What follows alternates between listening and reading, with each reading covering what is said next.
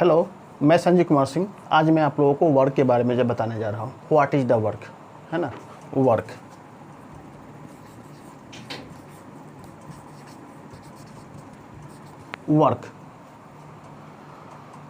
Work क्या होता है? तो सबसे पहले हम थोड़ा सा इसकी कॉन्सेप्ट को हम समझते हैं। ये कोई ऑब्जेक्ट है और हम ये फोर्स लगा रहे हैं।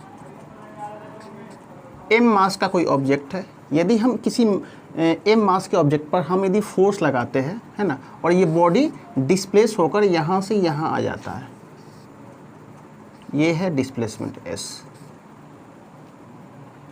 तो if we apply the force on a body and body gets displaced, है ना, from the position A to B, है ना, then the work is simply force into displacement. Work is simply the product of force and displacement. If we the applied force is in the direction of displacement.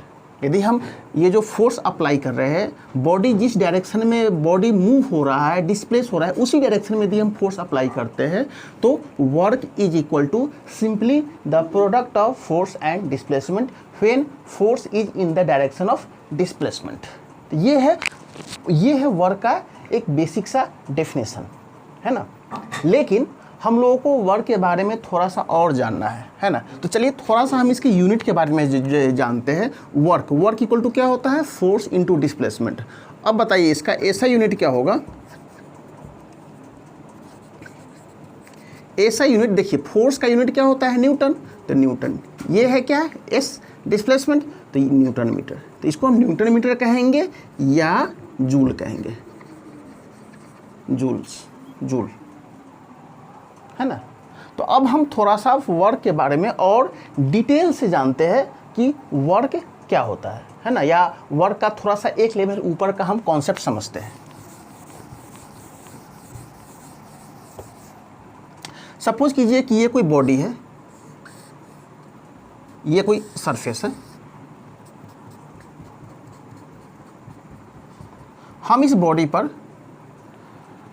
Displacement के direction में हम force apply नहीं करते हैं। हम suppose करते हैं ऐसे फोर्स अप्लाई करते हैं, है ना। मतलब सपोज कीजिए कि ये बॉडी हम ऐसे इस डायरेक्शन में हम फोर्स अप्लाई किए और ये बॉडी यहाँ से यहाँ आ जाता है। मान लो ये यहाँ से यहाँ तक ये डिस्प्लेसमेंट हुआ। अब यहाँ ध्यान देने वाली बात ये है ना, कि ये है फोर्स और ये है डिस्प्लेसमेंट। तो फोर्स और डिस्प्लेसमेंट के बीच का एंगल को हम मान लेते हैं थीटा, ठीक है। तो यहाँ पर हम simply work equal to force into displacement नहीं बोल सकते हैं, क्योंकि हमने पहले ही बोल दिया था कि force should be in the direction of displacement, but here force is not in the direction of displacement. Force is at the angle of theta with respect to the displacement, but we have to take the force in the direction of displacement. तो यहाँ पर हम क्या करते हैं कि force का हम दो कंपोनेंट ले लेते हैं, है ना। ये हुआ एलोंग वाई एक्सिस और ये हुआ एलोंग एक्स एक्सिस। तो एलोंग एक्स एक्सिस जो फोर्स का जो कंपोनेंट होगा वो एफ कॉस थीटा होगा, और एलोंग वाई एक्सिस जो फोर्स का कंपोनेंट होगा वो होगा एफ साइन थीटा। एफ का दो कंपोनेंट होगा, along X axis F cos theta, along Y axis F sine theta. इसके बारे में हम लोग अगले वीडियो में हम डिटेल से बात करेंगे कि ये एफ कॉस थीटा कैसे हुआ, एफ साइन थीटा कैसे हुआ। मतलब ये हुआ कि हम ये जो फोर्स अप्लाई कर रहे हैं इसका कुछ पार्ट एलोंग एक्स एक्सिस में जो अप्लाई हो रहा है, और इसी फोर्स का कुछ पार्ट एलोंग वाई एक्सिस में भी अप्लाई हो रहा है।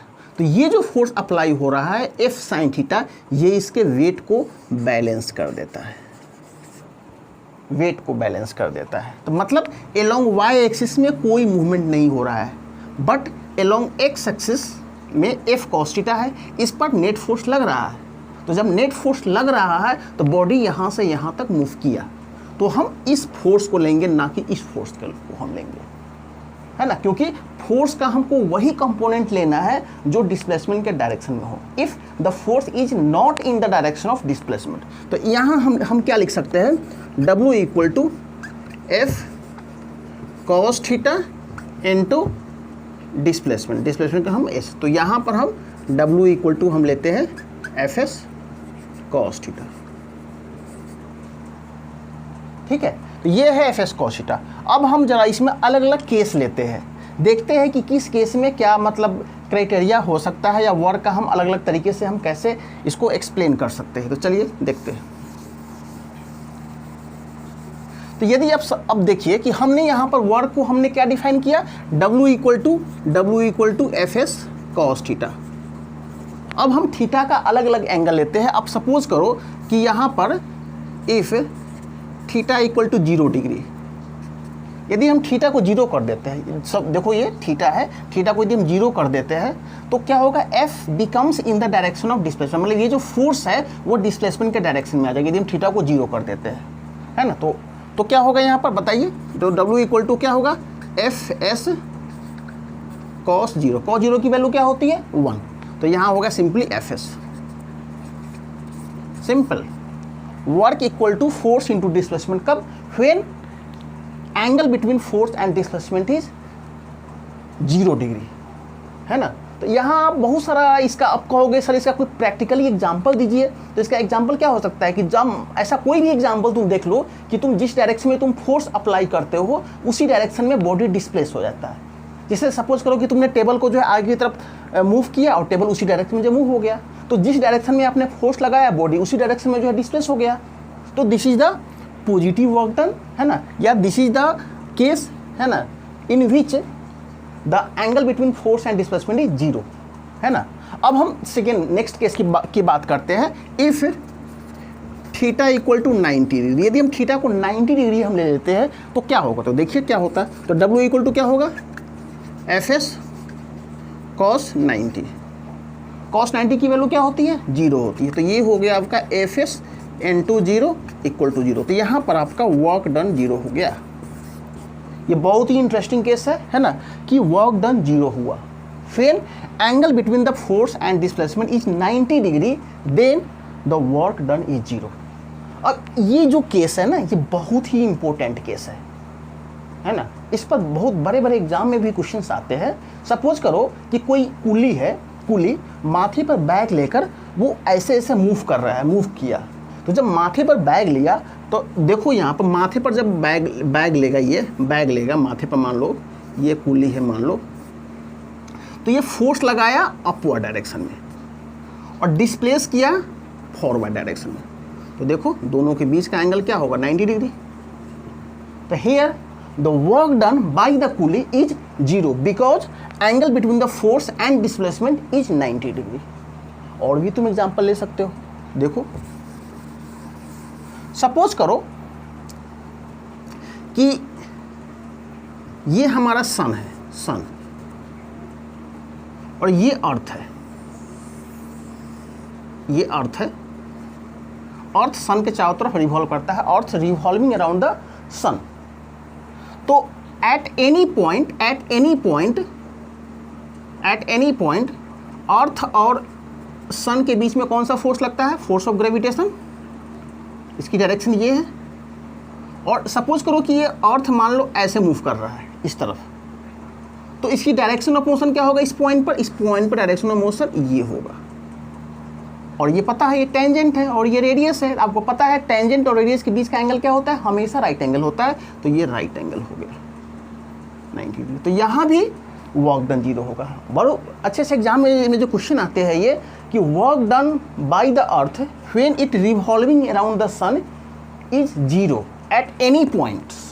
देखो अर्थ कहीं भी रहेगा, कहीं भी किसी भी पॉइंट पर रहेगा, जैसे मान लो अर्थ यहाँ से रिवॉल्व होकर यहाँ आ गया, तो फिर यहाँ देखो ये आपका फोर्स का डायरेक्शन हो गया और ये हो गया आपका डायरेक्शन ऑफ मोशन हो गया, तो ये दोनों के बीच में क्या हो गया 90 डिग्री हो गया। तो हर एक पॉइंट पर फोर्स और डिस्प्लेसमेंट के बीच का एंगल 90 डिग्री ही होगा, इसलिए यहाँ भी वर्क डन 0 होगा। मतलब ये हुआ कि work done by centripetal force, ये क्या हुआ सेंट्रीपिटल फोर्स ही तो हुआ, है ना। सर्कुलर पाथ में किसी ऑब्जेक्ट पर सेंटर की तरफ जो भी फोर्स लगता है वो सेंट्रीपिटल फोर्स होता है। तो work done by any centripetal force is always 0, बहुत ही इंपॉर्टेंट पॉइंट है ये, ठीक है। अब हम नेक्स्ट पार्ट में हम चलते हैं। अब हम नेक्स्ट केस लेते हैं, if theta equal to 180 degree, तो थीटा को यदि हम 180 लेते हैं तो W इक्वल टू क्या होगा, एफ एस कॉस 180 डिग्री। 180 की वैल्यू क्या होती है, -1 होती है, तो F S into -1 equal to हो गया माइनस एफ एस। तो ये हो गया आपका W equal to minus F S. तो this is the case in which work done is negative. यहाँ पर निगेटिव वर्क डन हो रहा है, कब, थीटा इक्वल टू 180 डिग्री। अब इसका मतलब क्या होता है, इसके मतलब मैं थोड़ा सा एक्सप्लेन कर देता हूँ। यहाँ पर क्या हो रहा है कि हम मतलब यहाँ पर फोर्स और डिस्प्लेसमेंट के बीच का एंगल क्या है, 180 डिग्री, है ना। इट मीन्स दैट, है ना, if you apply the force, है ना, in any particular direction, then the body will get displaced in the opposite direction of the force।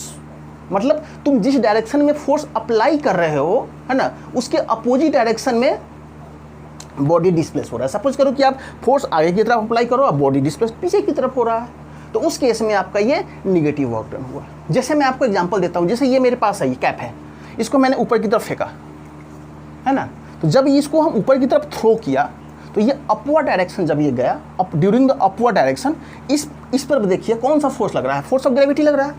हमने इसको फोर्स, तो जैसे ही इसको हम थ्रो किए ऊपर की तरफ तो फोर्स ऑफ ग्रेविटी लगा, तो फोर्स ऑफ ग्रेविटी की जो डायरेक्शन होती है वो हमेशा डाउनवर्ड होती है, नीचे की तरफ होती है, लेकिन ये जा रहा है ऊपर, इस पर फोर्स लग रहा है फोर्स ऑफ ग्रेविटी की तरह नीचे की तरफ, बट इसका मोशन क्या हो रहा है, अपवर्ड डायरेक्शन में। तो this is the negative work done. तो यहाँ हम कह सकते हैं कि work done by force of gravity is negative because force of gravity is always toward the centre of earth, नीचे की तरफ लगता है, but the motion of this cap is moving in the upward direction, है ना। और भी example ले सकते हो तुम नेगेटिव वर्क डन का, जैसे work done by the friction is always negative.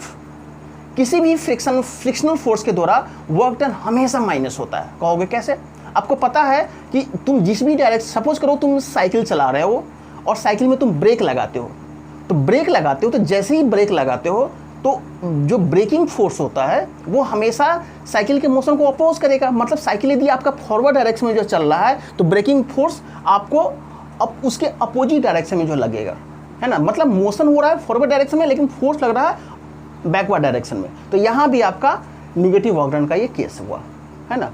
और भी एग्जांपल है बहुत सारे, है ना। तो ये सब केसेज है। तो ये हुआ आपका वर्क डन निगेटिव का जो केस है ये, है ना। तो ये मैंने आपको वर्क डन के बारे में कंप्लीट इन्फॉर्मेशन आपको मैंने दिया। और इसके अलावा एक चीज़ और मैं आपको बताता हूँ कि वर्क का जो एसआई यूनिट होता है वो तो आपको पता ही है ना, कि SI unit of work equal to क्या होगा, न्यूटन मीटर और जूल। इसके बारे में एक चीज़ और जान लीजिए कि 1 जूल इक्वल टू होता है 10⁻⁷ अर्ज। अब कहोगे अर्ज क्या, अर्ज is the unit of work in the CGS system, joule is the unit of work in the SI system, है ना। तो ये है आपका वर्क के बारे में कंप्लीट इंफॉर्मेशन, जिसमें आप क्लास 9th में भी इसका यूज़ कर सकते हो और ये क्लास 11th में भी आपको पढ़ना है। Thank you very much.